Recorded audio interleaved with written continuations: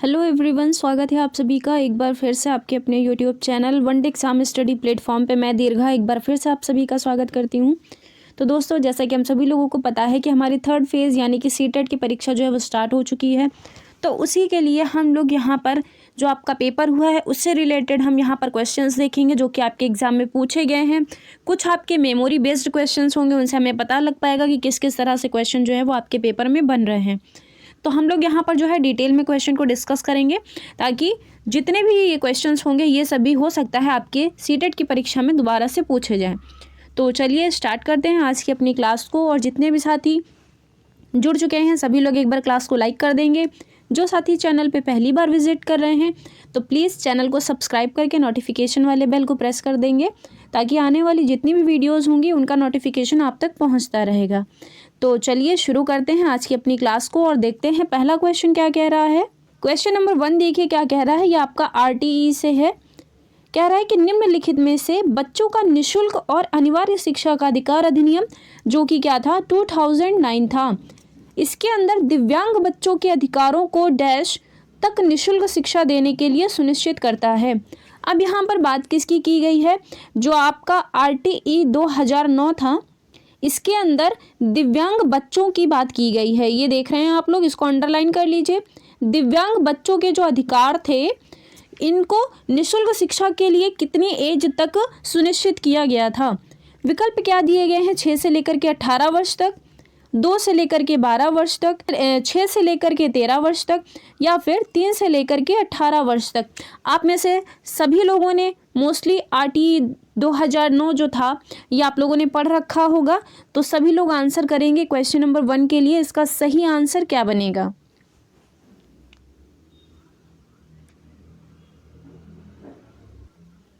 तो यहाँ पे जो सही आंसर बनेगा वो हमें दिव्यांग बच्चों के अकॉर्डिंग करना है।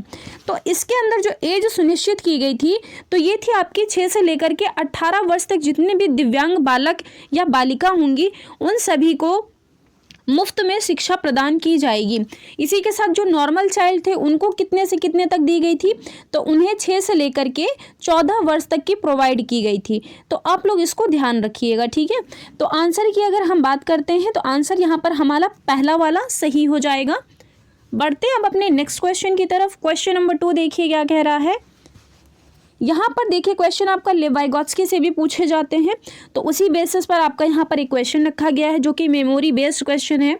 आप लोग इसको ये मत समझ लीजिएगा कि ये आपका सीटेट की परीक्षा में क्वेश्चन पूछा गया है, क्योंकि एग्जैक्ट क्वेश्चन नहीं पता चल सकता है। सिर्फ इतना पता चल सकता है कि किस किस टॉपिक से आपके क्वेश्चन जो है वो पूछे जा रहे हैं। तो उन्हीं से रिलेटेड हम लोग यहाँ पर डिस्कस करेंगे कि हमें किस किस चैप्टर को अच्छी तरह से प्रिपेयर करके अपने एग्जाम हॉल में जाना है। तो यहाँ पर देखिए लेव वाइगोत्स्की से क्वेश्चन क्या बना है। लेव वाइगोत्स्की के सिद्धांत के अनुसार अनुज यानी कि एक बालक है जिसका नाम अनुज है, किसी एक ब्लॉक के समूह के साथ खेलते हुए स्वयं को निर्देश देता रहता है। इसे लेव वाइगोत्स्की ने क्या कहा है? विकल्प क्या दिए गए हैं? सामूहिक वाचन, सामाजिक वाचन, आत्मकेंद्रित वाचन और व्यक्तिगत वाचन। सभी लोग आंसर करेंगे क्वेश्चन नंबर 2 के लिए। इसी के साथ सभी लोग एक बार क्लास को जल्दी से लोगों तक शेयर भी कर देंगे ताकि और भी साथी जो हैं वो आपके साथ जुड़ सकें। तो देखिए यहाँ पर बात किसकी की गई है? लेव वाइगोत्स्की की। तो जब लेव वाइगोत्स्की की बात आती है तो इन्होंने प्राइवेट स्पीच की बात की है, यानी कि व्यक्तिगत वार्ता की बात की है। तो आंसर हमारा यहाँ पर 4th वाला बिल्कुल सही हो जाएगा जो कि व्यक्तिगत वाचन दिया गया है।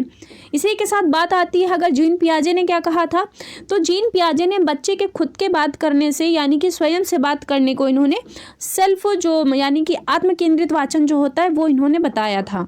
बढ़ते हैं नेक्स्ट क्वेश्चन की तरफ। क्वेश्चन नंबर 3 देखिए क्या कह रहा है। जहां तक भाषा विकास का संबंध है, किसने यह कहा कि विचार पहले आते हैं और भाषा बाद में आती है? यानी कि किस मनोवैज्ञानिक के द्वारा ये बात बोली गई थी कि जो आपके विचार यानी कि जो आपके थॉट होते हैं वो सबसे पहले आते हैं और जो भाषा होती है वो बाद में आती है? विकल्प दिए गए हैं अल्बर्ट बेंडूरा, जीन पियाजे, लेव वाइगोत्स्की और कोहलबर्ग। आंसर करेंगे सभी लोग क्वेश्चन नंबर 3 के लिए। तो देखिए ये जिसने कहा था कि विचार पहले आते हैं और भाषा बाद में, तो ये कहा था आपके जीन पियाजे ने। तो आंसर यहाँ पर क्या बनेगा? ये दूसरा वाला बन जाएगा। साथ ही बात आती है कि भाषा को किसने प्रायोरिटी दी है, तो ये थे आपके लेव वाइगोत्स्की। इन्होंने कहा था कि भाषा पहले आती है और विचार जो होते हैं वो बाद में आते हैं। साथ ही अगर हम जीन पियाजे के सिद्धांत की बात करते हैं तो इन्होंने कौन सा सिद्धांत दिया था, संज्ञानात्मक विकास का सिद्धांत। इसी के साथ लेव वाइगोत्स्की ने कौन सा दिया था, तो लेव वाइगोत्स्की ने आपके दिया था सामाजिक सांस्कृतिक विकास का सिद्धांत। और अल्बर्ट बांडुरा किससे संबंधित थे, तो इन्होंने जो है वो बेबोडॉल पे अपना प्रयोग किया था, जो कि इनका था सामाजिक विकास का सिद्धांत। इसी के साथ बात आती है कोहलबर्ग के बारे में, तो कोहलबर्ग ने कौन सा सिद्धांत दिया था, तो इन्होंने दिया था नैतिक विकास का सिद्धांत, जिसकी 3 स्टेजेस थी और जो इसकी उप स्टेज थी वो कितनी थी, 6 थी। बढ़ते हैं नेक्स्ट क्वेश्चन की तरफ। क्वेश्चन नंबर 4 देखिए क्या कह रहा है। राष्ट्रीय शिक्षा नीति 2020 वाली से आपके कई सारे क्वेश्चन बनते हैं। तो यहाँ पर कहा क्या गया है क्वेश्चन में कि राष्ट्रीय शिक्षा नीति 2020 सुझाती है कि कक्षा अधिगम को पाठ्य पुस्तकों तक सीमित करने की बजाय अधिगम और शिक्षा क्या हो सकती है। विकल्प क्या दिए गए हैं कि प्रत्येक 3 माह के बाद विद्यार्थियों की विषय वस्तु को बढ़ा देना चाहिए। ऐसा तो बिल्कुल भी नहीं करना है कि आप अगर 3 महीने पर बच्चे को, जो बच्चे की विषय वस्तु होती है, अगर आप उसको बढ़ा देंगे तो बच्चा ज़्यादा अच्छी तरीके से सीख पाएगा। तो ऐसा बिल्कुल भी नहीं है, ये यहाँ पर गलत हो जाएगा। नेक्स्ट क्या कह रहा है, तथ्यों और ज्ञान की कंठस्थीकरण पर आधारित होनी चाहिए। हम सभी लोगों को पता है कि हमें बच्चे को कभी भी ज्ञान जो उसके कंठस्थीकरण से अगर संबंधित है तो उसे बिल्कुल भी उस पर आधारित नहीं होनी चाहिए। यानी कि कहने का मतलब ये है कि बच्चे को किसी भी चीज़ को कंठस्थीकरण यानी कि रोट मेमोराइजेशन पे बल नहीं देना है, ना ही तथ्यों और उसके कंठस्थीकरण पर आधारित होनी चाहिए। नेक्स्ट कह रहा है कि परीक्षाओं के लिए सीखने पर केंद्रित होनी चाहिए। ऐसा बिल्कुल भी नहीं है कि बच्चे से जो है आप टाइम पे अगर परीक्षाएं लेते रहेंगे तो अगर आप बच्चे को उस पर ही केंद्रित रखेंगे तो सब कुछ मैटर सॉल्व हो जाएगा, तो ऐसा भी नहीं है। नेक्स्ट कह रहा है कि खोजबीन और समालोचनात्मक चिंतन के विकास पर केंद्रित होनी चाहिए। ये बात बिल्कुल सही, यानी कि अधिगम जो कि सीखना और इसी के साथ जो शिक्षा होगी वो बच्चे की खोजबीन और जो इसी के साथ उसकी समालोचनात्मक चिंतन होगा उसके विकास पर केंद्रित होना चाहिए। तो आंसर यहाँ पर 4th वाला बनेगा, जो कि बिल्कुल सही दिया गया है। बढ़ते हैं नेक्स्ट क्वेश्चन की तरफ। क्वेश्चन नंबर 5 देखिए यहाँ पर क्या कह रहा है। राष्ट्रीय शिक्षा नीति 2020 में आकलन के संदर्भ में विद्यार्थियों के लिए किस प्रकार का प्रगति पत्र प्रस्तावित किया गया है। यानी कि जो आपकी राष्ट्रीय शिक्षा नीति 2020 वाली आई थी, इसके अंदर बच्चे का जो प्रगति था वो किस पर प्रस्तावित किया गया था। कह रहा है कि 360 डिग्री बहुआयामी प्रगति पत्र। अगला कह रहा है कि ऐसे प्रगति पत्र जिसमें विद्यार्थियों के प्रदर्शन को अन्य की तुलना में संक्षिप्त किया हो। तीसरा कह रहा है कि योगात्मक एक आयामी प्रगति पत्र। चौथा कह रहा है कि वर्ष पर्यंत पेपर और पेंसिल परीक्षण में विद्यार्थियों के प्रदर्शन का प्रगति पत्र। अब सभी लोग आंसर करेंगे इस क्वेश्चन नंबर 5 के लिए, बताएंगे कि इस क्वेश्चन का सही आंसर क्या बनेगा।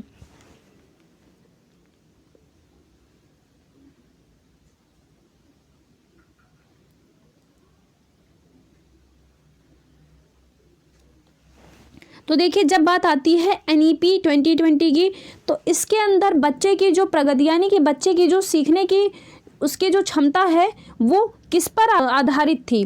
तो इसमें क्या कहा गया, 360 डिग्री बहुआयामी प्रगति पत्र। तो ये बात बिल्कुल सही कही गई, यानी कि बच्चे का हमें होलिस्टिक डेवलपमेंट करना, यानी कि उसका जो चहुमुखी विकास है वो 360 डिग्री तक होना चाहिए। तो ये बात यहाँ पर बिल्कुल सही दी गई है, जो कि आपका राष्ट्रीय शिक्षा नीति 2020 के अंदर ये चीज़ सुझाई गई थी।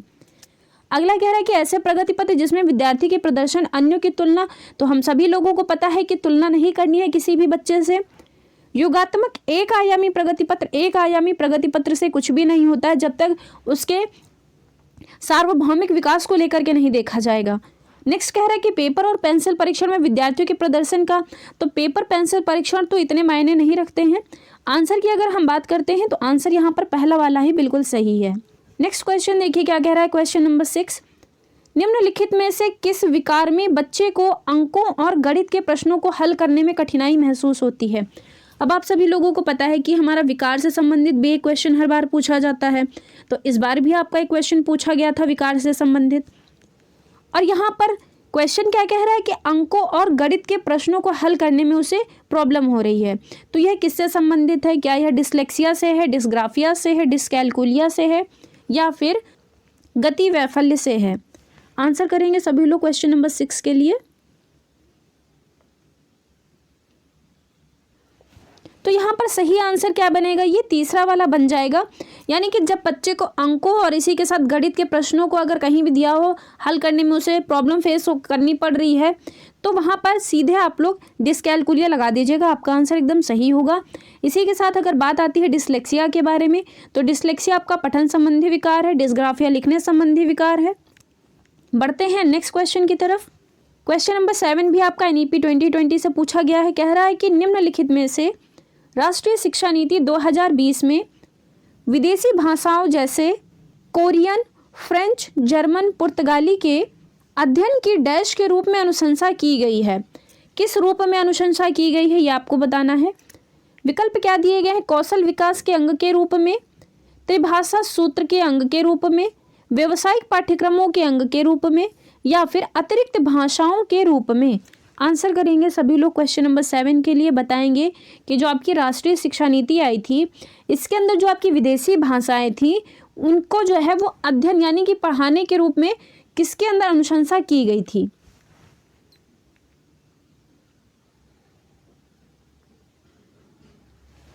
तो यहाँ पे क्या कह रहा है, कौशल विकास के अंग के रूप में। तो ऐसा कुछ नहीं है, अगर आप बहुत सारी भाषाओं को सीख लेते हैं तो आपका कौशल विकास होगा, तो ऐसा बिल्कुल भी नहीं है। अगला कह रहा है त्रिभाषा सूत्र के अंग के रूप में। तो हम सभी लोगों को पता है त्रिभाषा की सूत्र की तो यहाँ पर कोई बात नहीं की गई थी राष्ट्रीय शिक्षा नीति के अंदर। ये बात किसने की थी, तो ये आपके जो कोठारी थे, DS कोठारी, इनके द्वारा ये बात कही गई थी। अब बात करते हैं कोठारी आयोग आया कब था, तो यह आया था आपका 1964 और 66 के बीच में।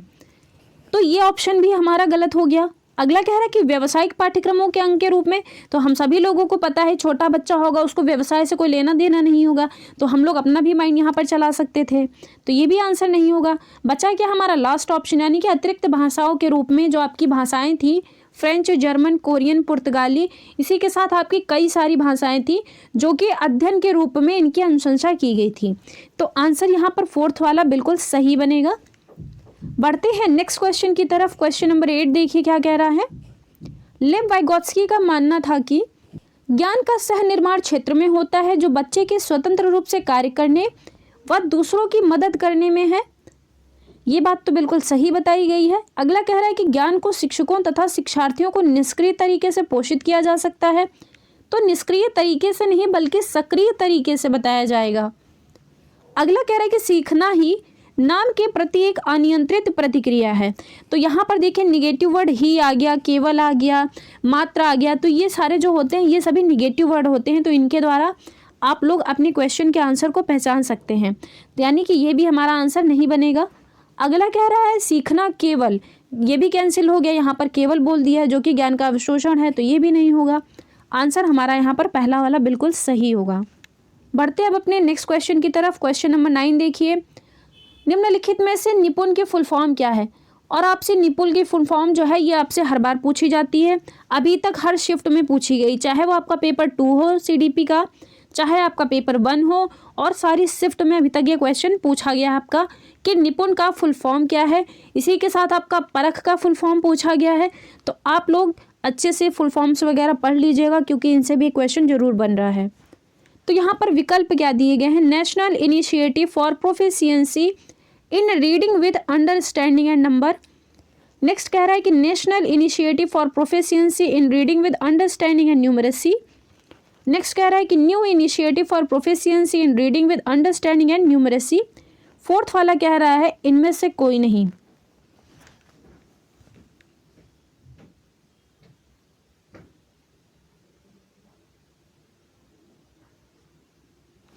तो अगर हम इस क्वेश्चन के सही आंसर की बात करते हैं तो इसका सही आंसर क्या बनेगा, N से हो जाएगा नेशनल, I से हो जाएगा इनिशिएटिव, और आप लोग इन चीज़ों को भी याद रखिएगा कहाँ पे फॉर लिखा है या आपको ऐसे कंफ्यूज कर देगा इन वर्ड को दे करके वहाँ पर, तो इसलिए इन चीज़ों को भी आपको याद रखना पड़ेगा।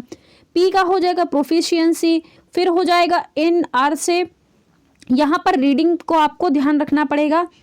विद U से हो जाएगा अंडरस्टैंडिंग, और एंड याद रखना पड़ेगा आप सभी लोगों को, एंड N से क्या हो जाएगा न्यूमेरेसी।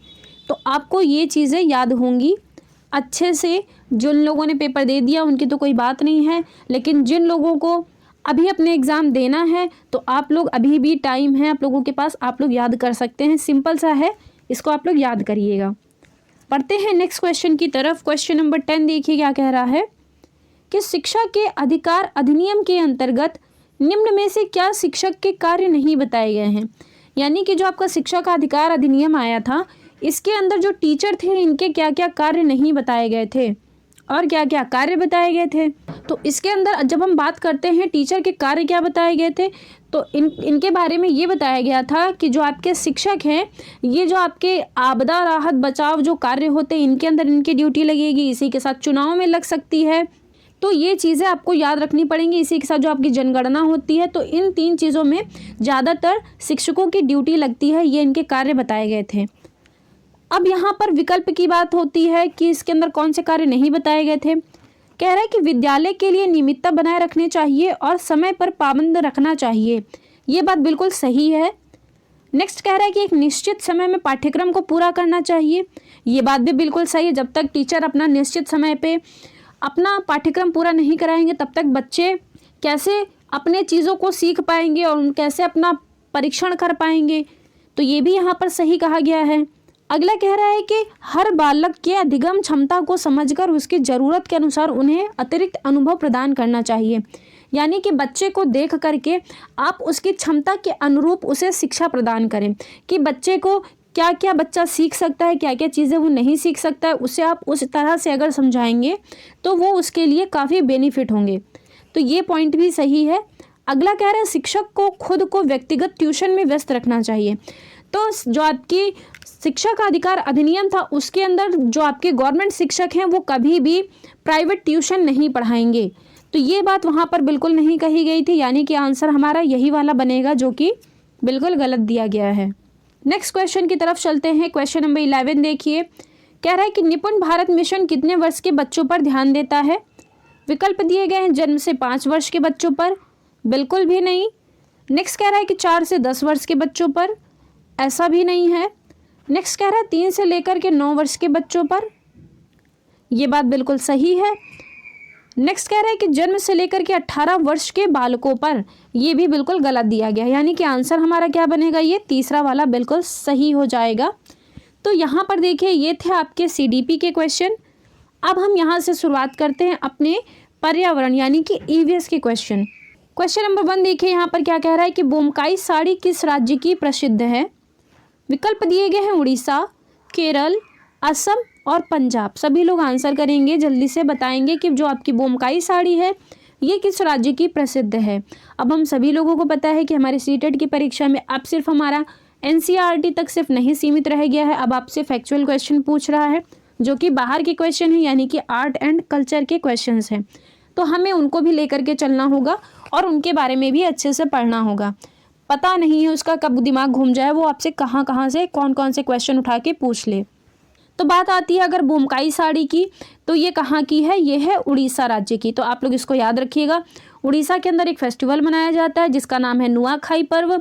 इसी के साथ वहाँ पर धानु यात्रा, मेदराम यात्रा और इसी के साथ जो आपका रज पर्व है ये भी वहीं पर मनाया जाता है। और उड़ीसा की जो काई चटनी है इसे भौगोलिक संकेतक दिया गया है, आप लोग ये भी याद रखिएगा। साथ ही बात आती है अगर केरल के बारे में, तो केरल के बारे में 2 नृत्य याद रखने होंगे ज़्यादातर, एक कथकली हो गया आपका, दूसरा हो गया मोहिनी अट्टम। इसी के साथ केरल के अंदर आपका टैपियोका खाया जाता है जो कि आपका एक प्रकार का फल और जड़ दोनों में ही आएगा। और यहीं केरल में ही आपका वल्लम नाव और फेरी नाव का प्रयोग किया जाता है। अगर हम बात करते हैं असम राज्य के बारे में, तो असम के अंदर जो आपके बांस से बने पुल होते हैं उनका प्रयोग वहाँ पर यातायात के लिए किया जाता है। साथ ही बांस से बने जो घर होते हैं वो भी आपके असम राज्य में ही ज़्यादातर देखने को मिलते हैं। और असम के अगर हम नृत्य की बात करते हैं तो असम के अंदर सत्रिया नृत्य जो कि वहाँ का शास्त्रीय नृत्य है। इसी के साथ अगर हम फेस्टिवल की बात करते हैं तो फेस्टिवल हमारा वहाँ पर हो जाता है बिहू फेस्टिवल, जो कि 3 प्रकार का बिहू होता है। साथ ही यहाँ पर अगर हम पारंपरिक वस्त्र की बात करते हैं तो यहाँ पर जो देवरी जोड़ा है वो पहना जाता है। तो आप लोग इतना याद रखिएगा। इसी के साथ अगर हम बात करते हैं पंजाब के बारे में, तो पंजाब के अंदर हम सभी लोगों को पता है कि यहाँ पर सरसों का साग, मक्के की रोटी, लस्सी, ये सभी चीज़ें वहाँ की काफ़ी फेमस हैं।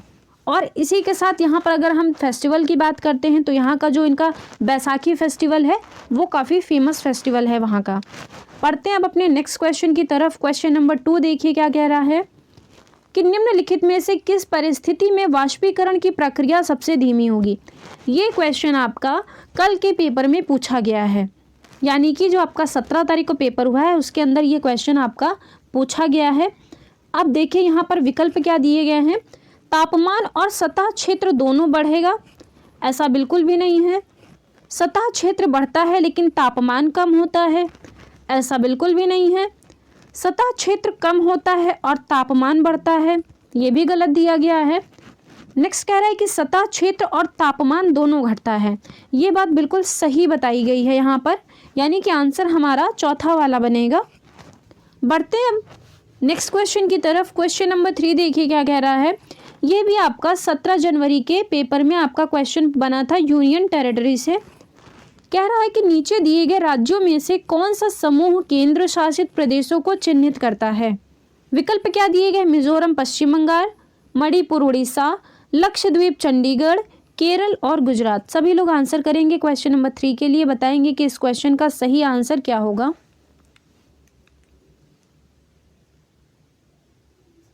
बात करते हैं अगर हम इस क्वेश्चन के सही आंसर की, जो कि क्या हो जाएगा तीसरा वाला, यानी कि लक्षद्वीप और चंडीगढ़। बढ़ते हैं अब अपने नेक्स्ट क्वेश्चन की तरफ। क्वेश्चन नंबर 4 देखिए क्या कह रहा है। आपसे इस क्वेश्चन में क्या पूछा गया था कि लहसुन का खाया जाने वाला भाग कौन सा है। ये क्वेश्चन भी आपका 17 जनवरी के पेपर में पूछा गया है। विकल्प क्या दिए गए हैं। रेशेदार रोम, तना, भ्रूण और बीज। जब बात आती है लहसुन के बारे में तो लहसुन है क्या चीज़, ये बहुत लोगों को नहीं पता होगा, बहुत से लोगों को पता भी होगा। पहले तो आप लोग बताइए कि इस क्वेश्चन का सही आंसर क्या होगा। इसी के साथ सभी लोग एक बार क्लास को लाइक कर देंगे और लोगों तक शेयर भी करेंगे ताकि और भी साथी आपके साथ जुड़ सकें। तो यहाँ पर हमारा आंसर क्या बनेगा। तो जो आपका लहसुन होता है ये एक प्रकार का तना होता है, तो आंसर क्या बनेगा दूसरा वाला बिल्कुल राइट हो जाएगा। बात आती है अगर तने को लेकर के, तना कौन कौन होते हैं तो आप लोग इसको याद रखिएगा। एक तो आपका आलू हो गया, इसी के साथ आपका जो शकरकंद हो गया, जितने भी ये आपके ज़मीन के अंदर जो उगने वाली होती हैं आपकी, चाहे वो सब्जियां हो या कोई फल हो, उनका जो होता है वो तना ज़्यादातर खाया जाता है। बढ़ते अब अपने नेक्स्ट क्वेश्चन की तरफ। क्वेश्चन नंबर 5 देखिए यहाँ पर क्या कह रहा है। निम्नलिखित में से बावड़ी का क्या अर्थ होता है। अब आपसे वहाँ पर बावड़ी को लेकर के पूछा गया था, एग्जैक्ट क्वेश्चन नहीं पता चला है कि 17 दिसंबर के पेपर में क्या चीज़ पूछा गया है। विकल्प क्या दिए गए हैं। तालाब, ट्यूबवेल, सीढ़ियों वाला कुआं या फिर नलकूप। आंसर करेंगे सभी लोग कि बावड़ी का क्या अर्थ होता है। ये आपका एनसीईआरटी में दिया गया है, जिसने भी अगर एनसीईआरटी अच्छे से पढ़ी होगी तो वो इस क्वेश्चन को करके आया होगा। तो इसका सही आंसर क्या बनेगा। सीढ़ियों वाला कुआं। नेक्स्ट क्वेश्चन देखिए क्या पूछा गया था। ये भी आपका 17 जनवरी के पेपर में आया था। क्या कह रहा है क्वेश्चन कि भारत का राजकीय वृक्ष कौन सा है। विकल्प क्या दिए गए हैं। बबूल का पेड़, सेब का पेड़, बरगद का पेड़ या फिर खजूर का पेड़। आंसर करिए सभी लोग क्वेश्चन नंबर 6 के लिए कि भारत का जो राजकीय वृक्ष है वो कौन सा है।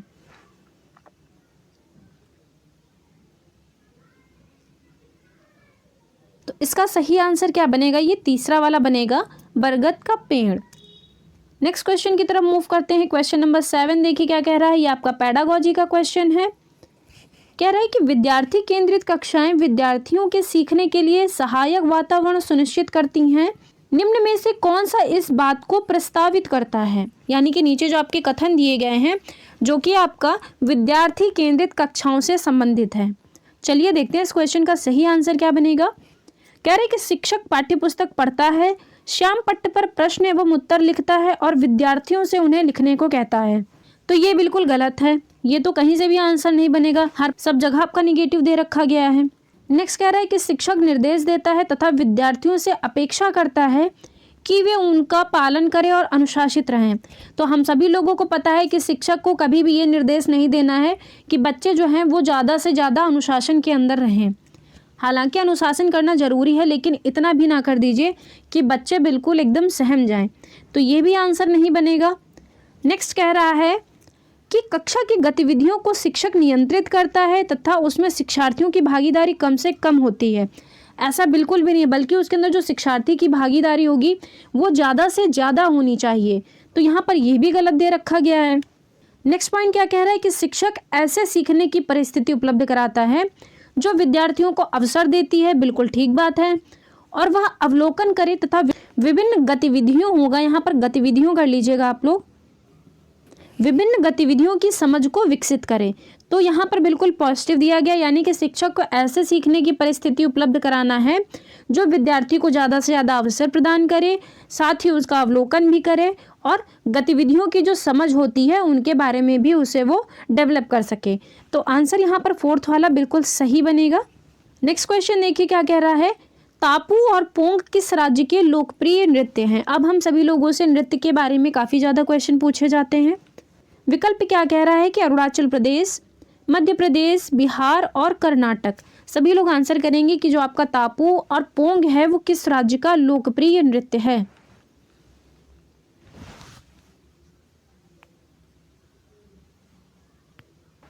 तो इस क्वेश्चन का सही आंसर क्या बनेगा, ये पहला वाला हो जाएगा, अरुणाचल प्रदेश। साथ ही अगर हम बात करते हैं बिहार के बारे में, तो बिहार के अंदर क्या है पता होना चाहिए हमें कि बिहार के अंदर आपका मधुमक्खी पालन होता है। साथ ही इसका समय क्या है, तो वो है आपका अक्टूबर से लेकर के दिसंबर के बीच में। और यहीं बिहार में ही आपकी जो मधुबनी चित्रकला है वो काफ़ी फेमस है, जो कि चावल के पिसे हुए घोल के द्वारा बनाई जाती है। साथ ही उसके अंदर फूल, पत्ती, मनुष्य, जानवर आपकी ये सब बनाए जाते हैं उस चित्रकला में। बात आती है अगर मध्य प्रदेश के बारे में, तो मध्य प्रदेश के अंदर हमें खजुराहो का मंदिर याद रखना होगा। और हमें क्या याद रखना है, कर्नाटक के बारे में, तो कर्नाटक के अंदर जो आपका यक्षगान है वो काफ़ी फेमस है। इसी के साथ जो डुल्लू कुनिथा है वो भी वहाँ का फेमस लोकगीत है। बढ़ते हैं अब अपने नेक्स्ट क्वेश्चन की तरफ। क्वेश्चन नंबर 9 देखिए क्या कह रहा है, जालिम किस राज्य का लोक नृत्य है। विकल्प क्या दिए गए हैं, पंजाब, गुजरात, महाराष्ट्र और उत्तर प्रदेश। सभी लोग आंसर करेंगे कि जो आपका जालिम है ये किस राज्य का लोक नृत्य है। तो देखिए अगर हम अपने आंसर की बात करते हैं तो पहले हम विकल्पों को क्लियर करते हुए चलेंगे, फिर नेक्स्ट में आंसर भी देख लेंगे। अगर हम बात करते हैं पंजाब के बारे में, तो हमने अभी आपको आगे भी बताया कि पंजाब के अंदर जो बैसाखी फेस्टिवल होता है वो वहाँ का सबसे बेस्ट यानी कि सबसे फेमस फेस्टिवल है। तो हमें इसको याद रखना होगा। इसी के साथ हमें गुजरात के अंदर क्या याद रखना होगा, गुजरात के अंदर जो वहाँ का नृत्य फेमस है वो है गरबा, और वहाँ पर डांडिया वगैरह भी खेली जाती हैं। इसी के साथ बात आती है अगर महाराष्ट्र की, तो महाराष्ट्र के अंदर हमें क्या याद रखना होगा कि महाराष्ट्र के अंदर जो पैठणी साड़ी है, जो कि अभी आपका क्वेश्चन पूछा गया था सीटेट की परीक्षा में, तो ये आपकी जो पैठणी साड़ी है ये भी महाराष्ट्र से संबंधित है।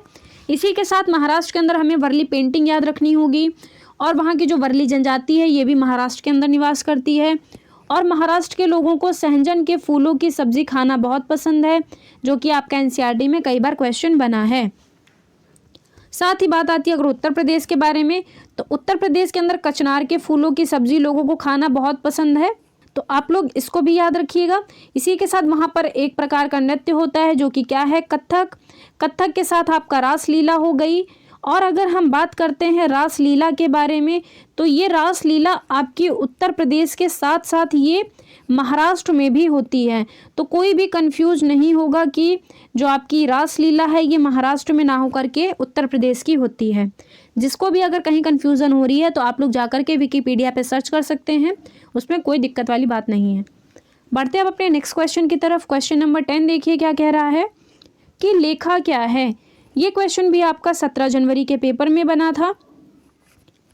क्वेश्चन देखिए यहाँ पर उसके विकल्प क्या कह रहे हैं कि चांगपा जनजाति के खाने का स्थान है, चांगपा जनजाति के खाना बनाने का स्थान है, चांगपा जनजाति के भेड़ बकरियों को पालने यानी कि उन्हें रखने की जगह है, या फिर इनमें से कोई नहीं। सभी लोग आंसर करेंगे कि जो लेखा है वो क्या चीज़ है।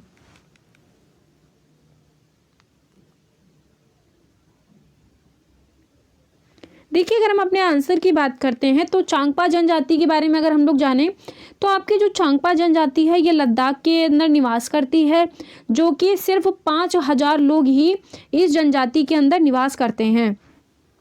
इसी के साथ ये जो आपकी चांगपा जनजाति है, ये आपकी भेड़ और बकरियों को पालती है। इनके जो घर होते हैं वो ही लेखा कहलाते हैं।